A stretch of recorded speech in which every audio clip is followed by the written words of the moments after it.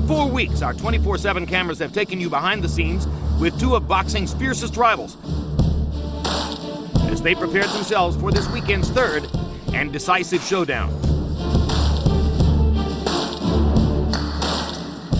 7 years ago, Manny Pacquiao and Juan Manuel Marquez first met as featherweights. And in the first round, the rising Filipino star scored 3 vicious knockdowns. Manny Pacquiao is a storm. Juan Manuel Marquez hasn't ever seen anything like that. But the Mexican star weathered the storm, and as the fight went on, his own greatness became apparent. Hard right hand stuns Pacquiao, and it could be the comeback of a lifetime for Juan Manuel Marquez. Fire against fire, down the stretch. Pacquiao's left, Marquez's right. The bout was declared a draw, leaving questions unanswered until 4 years later, when they met again. Uppercut by Marquez, huge left hook, buckles Pacquiao. Down goes Marquez, perfect shot by Pacquiao. One more right hand for Marquez, one more combination for Pacquiao. They trade shots down the stretch. Once again, the fight went the distance. This time, Pacquiao emerged with a 1-point split decision victory. Now, after 24 nearly even rounds of in-ring drama, two rivals stand poised to meet again, while two celebrated trainers search for strategies that could at last determine a decisive victory. From the Philippine Islands to the Mexico City streets, the Hollywood Hills, and the Las Vegas Strip. 4 weeks, 2 camps, all access. Join us now for a look back into the fishbowl that is 24/7 and a look ahead to the third matchup between Manny Pacquiao and Juan Manuel Marquez.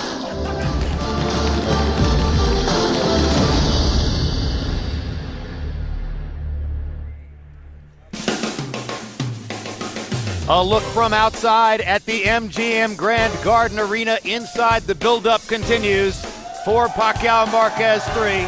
A live audience in the arena, basking in the glow of, dare I say it, an exciting weigh-in.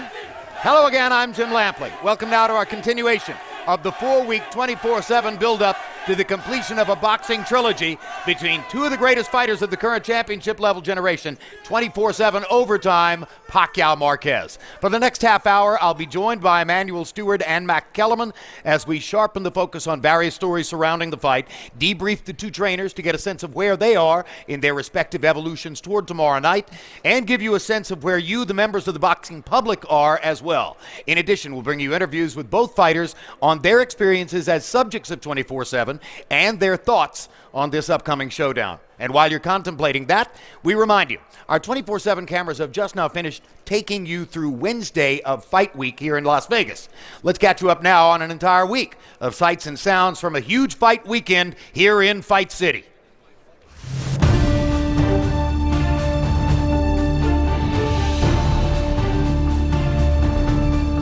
Why the emphasis on a knockout? I believe all fights should end in a knockout.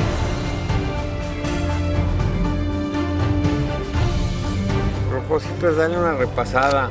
Watching the videos of the first 2 fights. And I just don't do it one night, I do it a lot of nights. I stay a week. This guy, you can lose a lot of sleep about thinking about how you can beat Pacquiao. A lot of writers are looking at this now, and the take is it's not a risk. Manny can step right up to him and knock him out. I talked to Manny about that, about blowing him away in the first round. And Manny said, well, he's a smart fighter, let's just do it a little more scientifically. I said, yeah, but if you hurt him, don't let him off the hook.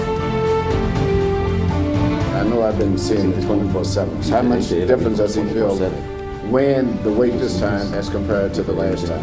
Nos sentimos bastante bien. Yo creo que el trabajo durante 18 años se cambió, el entrenamiento se cambió completamente. During the 18 years of career, the training has changed, and we've changed it completely now. Y nos sentimos bastante bien. And we feel very well.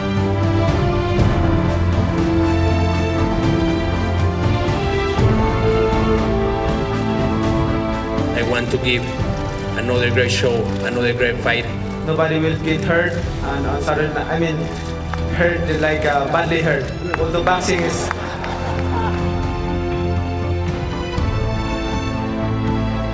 After Mayweather can't knock this guy out, I think we need to knock this guy out. Especially after the last 2 fights, we made carry both guys. I think it's time we need a good ending. Good ending is? The knockout's always good. Right.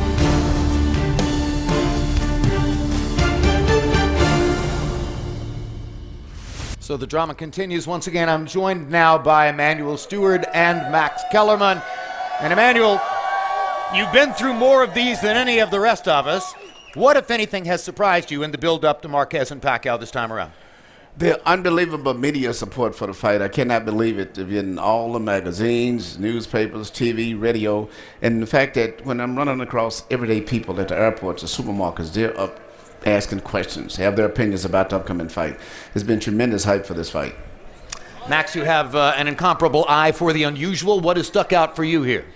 The coverage of the fight itself, the proliferation of media, mobile devices, online, everything else, has partly meant, and HBO 24/7 has partly meant that a flyweight from the Philippines and a featherweight from Mexico have packed the MGM for a weigh-in as though they were rock stars. It's a good time in that respect to be a young fight fan. Indeed. And for 4 weeks, 24/7 has provided a peephole into the lives of Manny Pacquiao and Juan Manuel Marquez. And our producers and camera crews have been embedded in the fighters' camps for nearly 6 weeks total in our constant effort to bring you up close and personal with the stars of the sport. It's a unique experience for everyone involved, especially for those men who are in the eye of the storm. So you've been on 24/7 5 times now. What do you like about it? I like, 24/7 because they're following you every day. What you do after training, like that. You like that part? I like that. Even though they're following your every move, they're with you for 30 weeks so far if you add it all up. How do people in your camp feel about it? Oh, they're very happy and comfortable about that because we understand it's part of the fight. What do you think your fans know about you that they wouldn't otherwise know because the cameras are following you around? Being a simple man, and I'm very friendly to my team and to everybody. As a politician, do you think that helps you? The more people know about you, the more they'll like you. I think so. It's helped me a lot.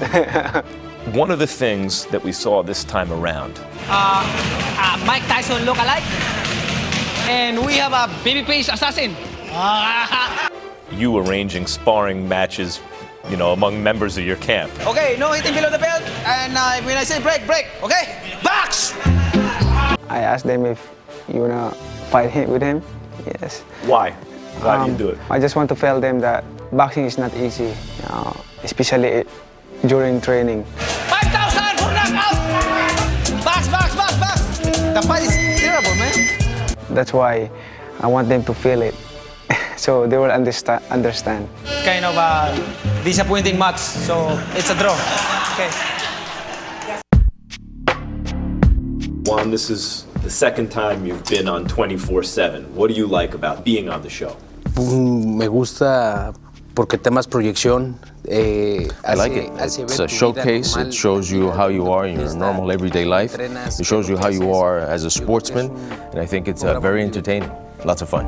You produced probably the most talked about moment in the history of the show, which is when you drank your own urine. What was it like after that show aired?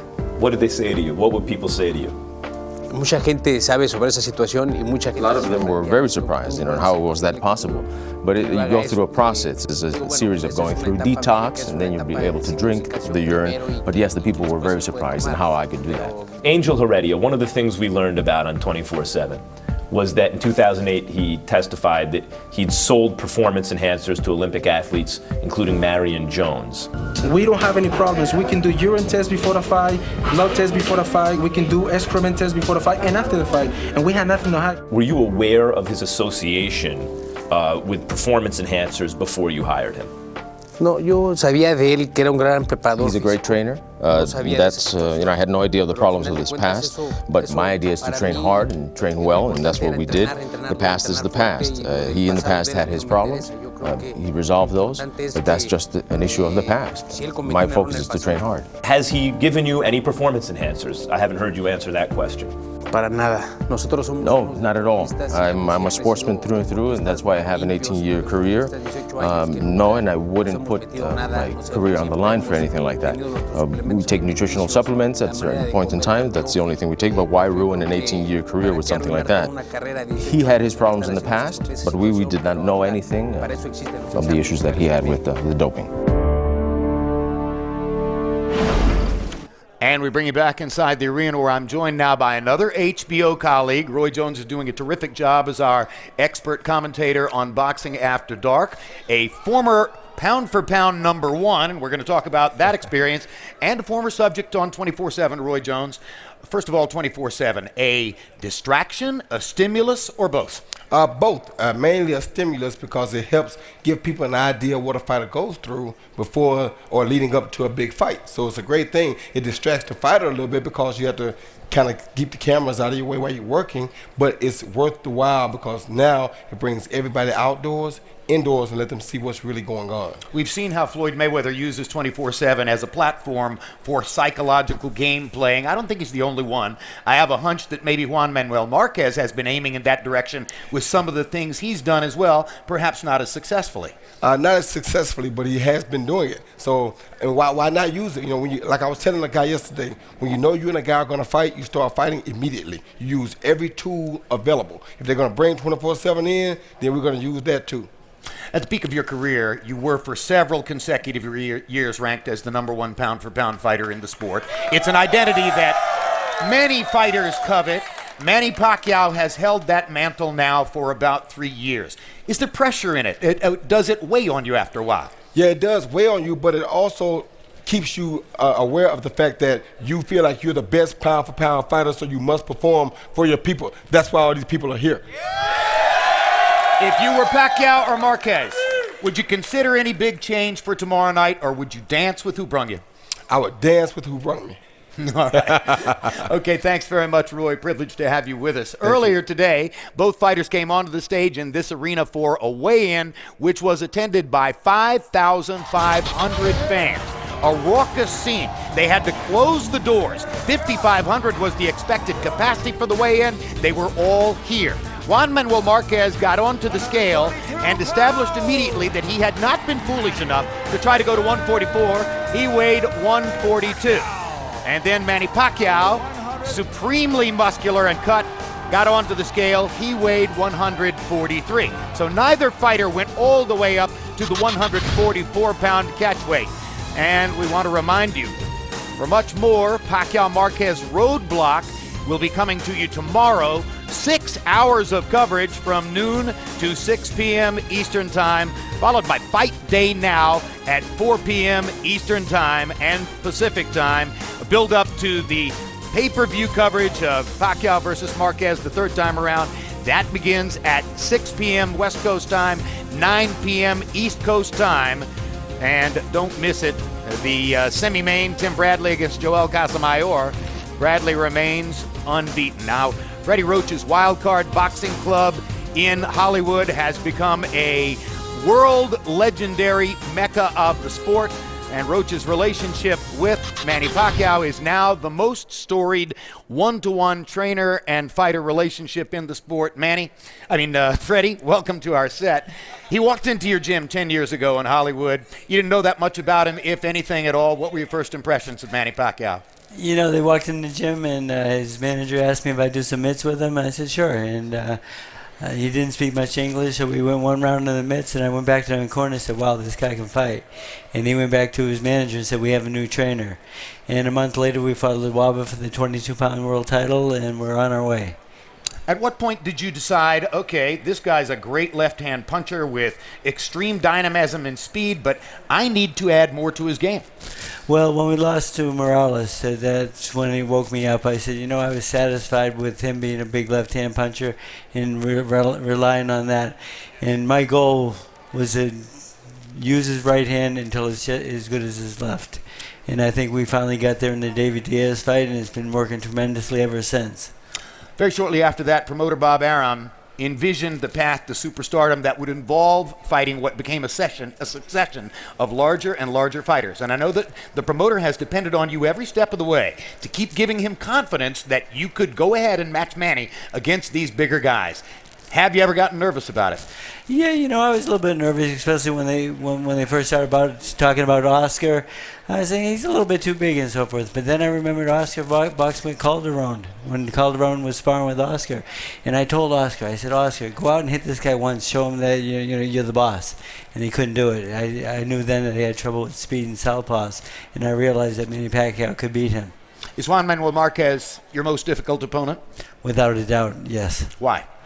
He understands how to fight a southpaw. He moves very well. He gets his foot on the outside. He leads with right hands, and he knows not to lead with the jab with Pacquiao because he'll get countered with the hook. He's very, very smart, but that was a different Manny Pacquiao back then. We get a whole different animal at this point. Manny Pacquiao is a much more complete fighter, and he's going to have a lot of trouble with us. 24/7 is one kind of coverage.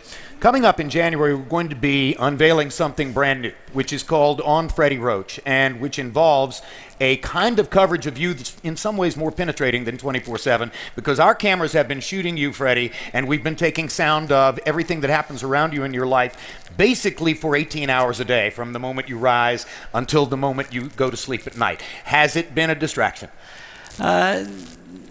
Be careful what you wish for. I tell people that sometimes because you always want to be famous and so forth, but there is a sacrifice for that. But my crew, I know them now. They're at my house at 6 a.m. and they go home at 11, and we get along really well. And the hardest thing is just acting like the cameras aren't there.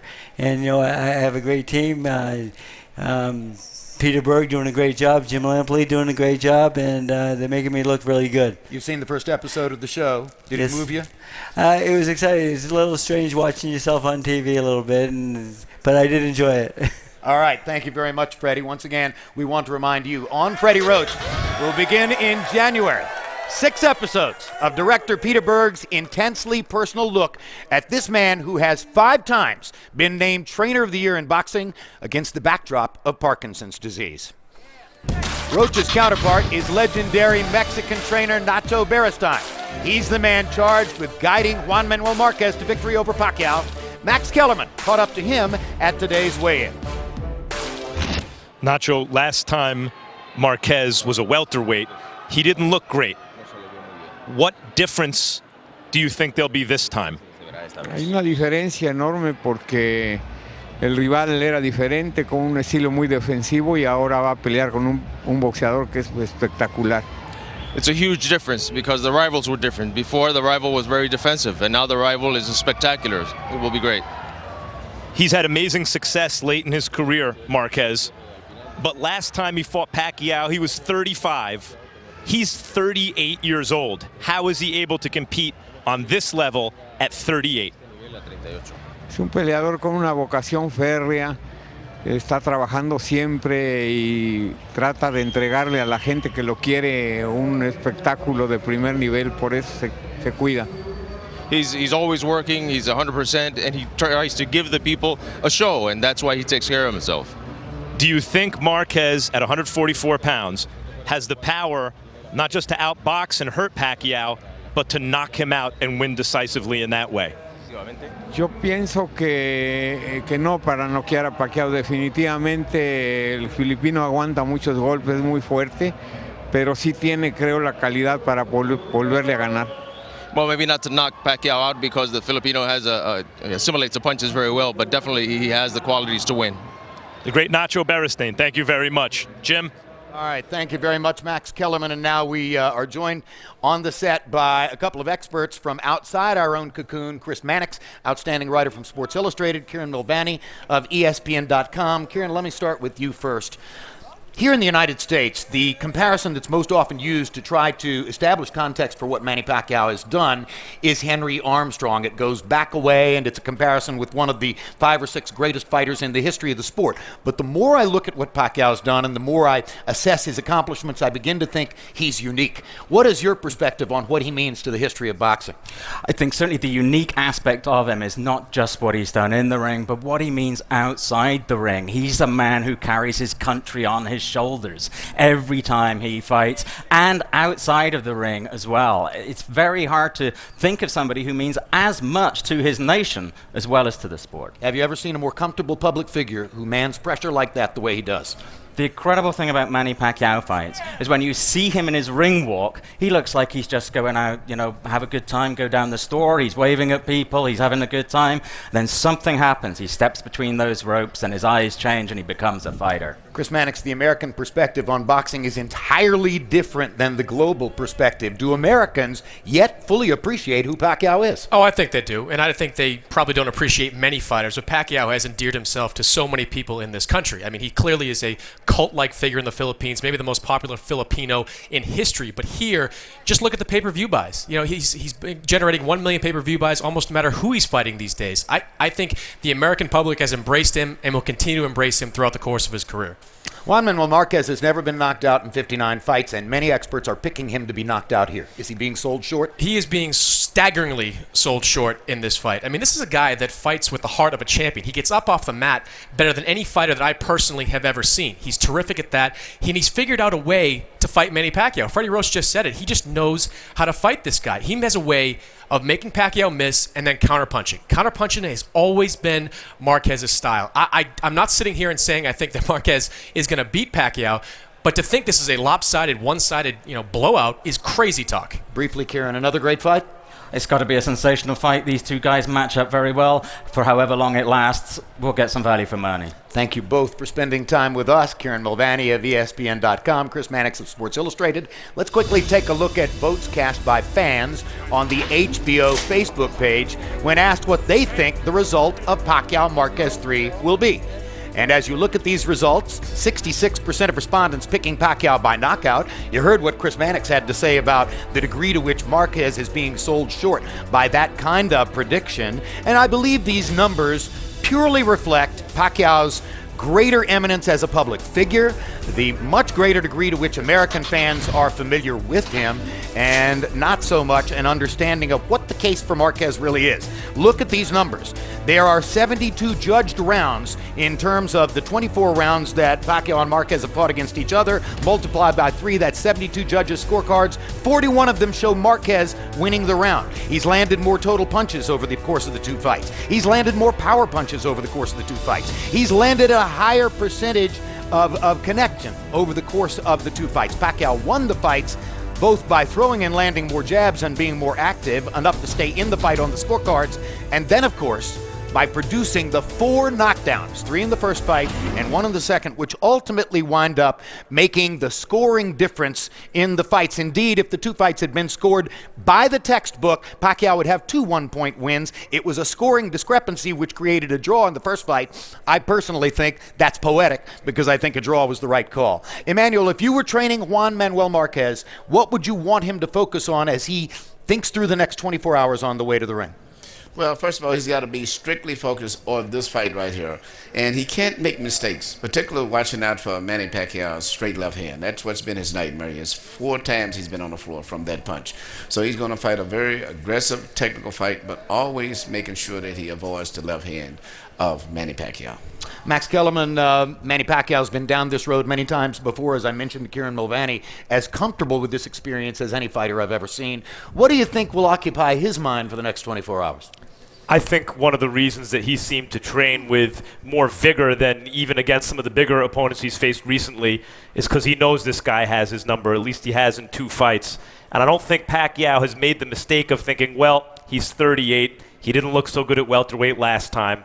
No, Pacquiao knows that whatever Marquez has looked like recently, and it's been very, very good, if not quite to Pacquiao's standards, when these two get in the ring, for as long as it lasts, it should be something special. All right, and a final note on the other giant boxing story of the week. Goodbye and God bless to the great Joe Frazier, dead at age 67. A heavyweight champion of genuine historic impact. He was a far bigger figure than just the foil to Muhammad Ali in their great trilogy, the greatest of all heavyweight trilogies. And as a final tribute to Joe here at HBO, Sunday at 5:30 p.m., a last chance for you to see Thrilla in Manila, the amazing documentary in which Joe gives you all of his inner thoughts about their great third fight in Manila. We leave you now with some of the most memorable moments from 24/7.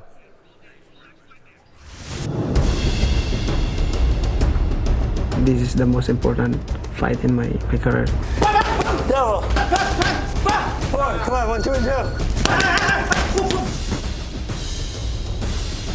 Estamos entrenando como si fuera mi debut, como si fuera mi primer pelea profesional. Estamos entrenando bastante bien.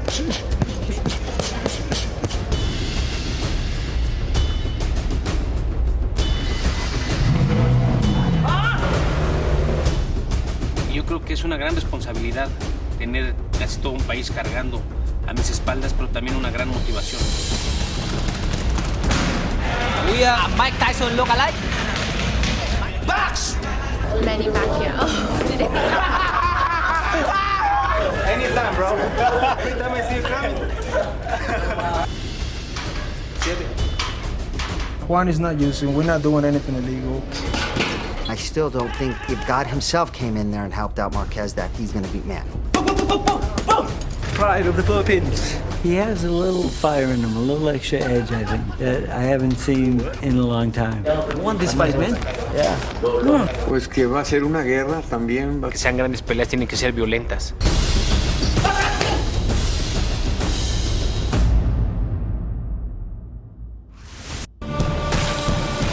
Tomorrow from noon to 6 p.m., join us on HBO Zone for 6 hours of uninterrupted Pacquiao Marquez 3 programming, highlighted by our 1-hour preview show, Fight Day Now at 4 p.m.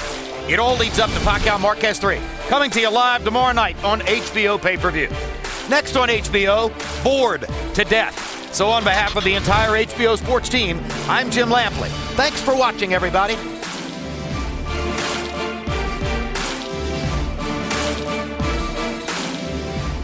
This has been a presentation of HBO Sports.